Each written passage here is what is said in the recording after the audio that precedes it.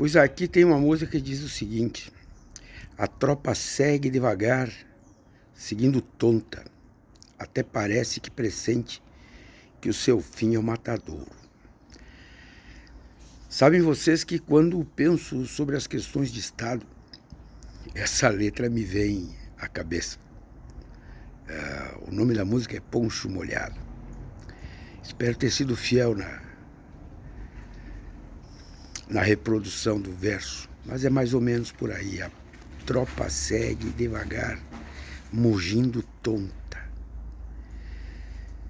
até pressente que o seu fim é o matadouro. Mas por que eu digo isso?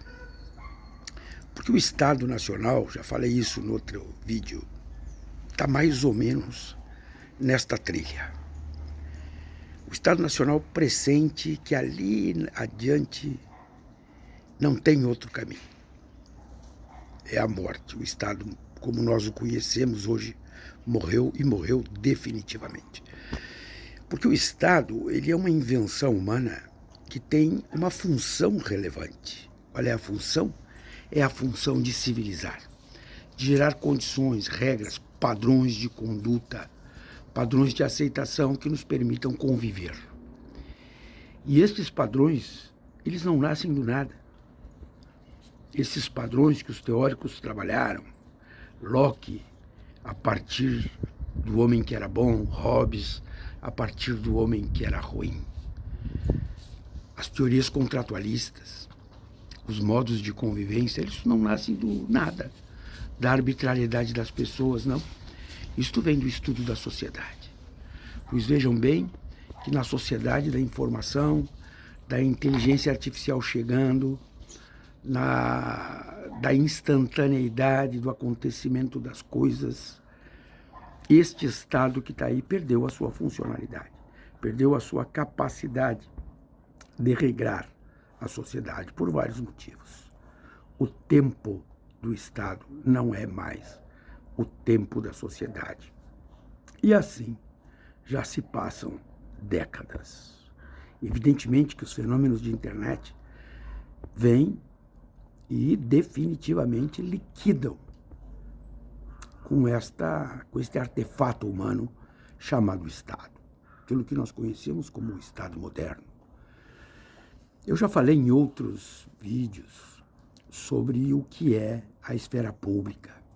Habermas vai trabalhar num primeiro momento, com aquela esfera pública que se estabelece nos cafés, o espaço onde a informação é difundida, onde as ideias são construídas, onde os consensos políticos são estabelecidos. Depois ele vai dizer que existe uma modificação estrutural nessa esfera pública, e isso a partir ali dos anos 70, 80, e se consolida com a questão da internet, e agora, muito mais ainda, Habermas mesmo já começa a dizer que a esfera pública tem que ser pensada de uma outra maneira. Por quê? Porque a esfera pública não é a esfera estatal.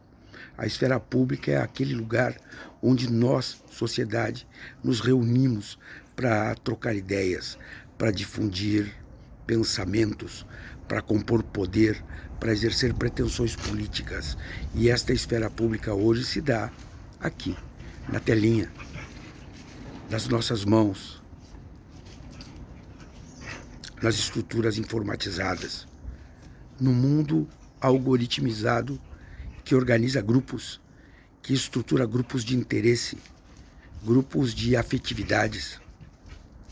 Isto é o algoritmo que faz. Grupos de consumo, grupos de interesse que a programação estabelece independentemente daquilo que a gente deseja ou não. Tanto que dizem que, às vezes, pela análise dos cliques que fazemos nas nossas redes sociais, é possível identificar, sim, as nossas personalidades e prever os nossos caminhos. Pois bem, o Estado Nacional este terminou.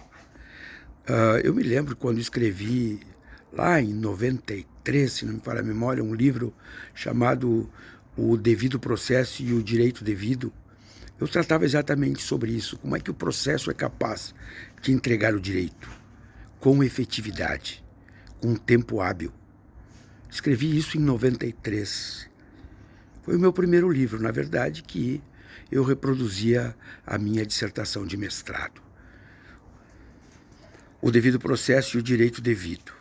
Agora vejam o que acontece nos idos de 2023, quando a instantaneidade das redes, e mais do que isso, o tamanho colossal de empresas mundiais se erigem sobre estes mesmos estados e fazem a disputa política com eles.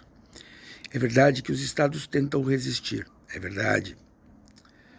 Mas também é verdade que os estados estão sucumbindo. Nos Estados Unidos, há mais de 20 anos, tentam regular as redes sociais e não conseguem. As redes sociais tiveram um papel preponderante, determinante na eleição do Trump. No Brasil, nem se fala a estruturação do Bolsonaro e da extrema-direita a partir das redes sociais. Portanto, nós estamos mais ou menos na trilha certa, na direção do matadouro. Mas é aquilo que se diz, quem faz política, e a letra também fala nessa música, precisa estar encharcado de horizontes. Quem não enxerga lá na frente, não faz direito. Não faz civilização, não faz disputa política. Porque nunca esqueçam, a mais alta instância, a mais alta esfera do direito tem nome, e este nome é política.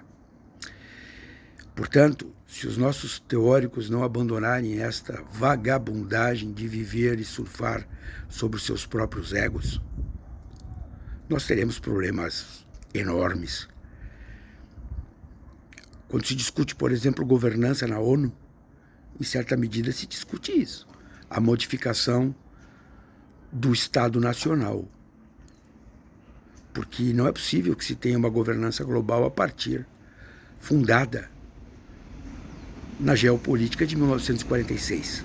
Não é possível, mas é o que temos. Então, os desafios são enormes. Temos intelectuais de primeiríssima grandeza, muitos deles apavorados com o que fizeram e construíram. Vide os pais da inteligência artificial. Mas eles não são os únicos que se arrependeram das consequências daquilo que fizeram. Santos Dumont, quando viu seu avião trabalhado na guerra, fez o que fez. Einstein passou até o final da vida se maldizendo por ter construído a possibilidade objetiva de realização da bomba atômica, mas ela aconteceu. Mas ele fez para a bomba atômica? Não, ele fez para o bem. Assim como as questões que estão aí na internet, elas são pensadas para o bem. Mas nós que somos do bem viemos assim em latas de 200 ml. E aqueles que fazem o mal estão embalados naquelas garrafas de 3 litros. Somos a maioria, mas a minoria faz um estrago tremendo. Então, vamos pensando e aos poucos vamos conversando.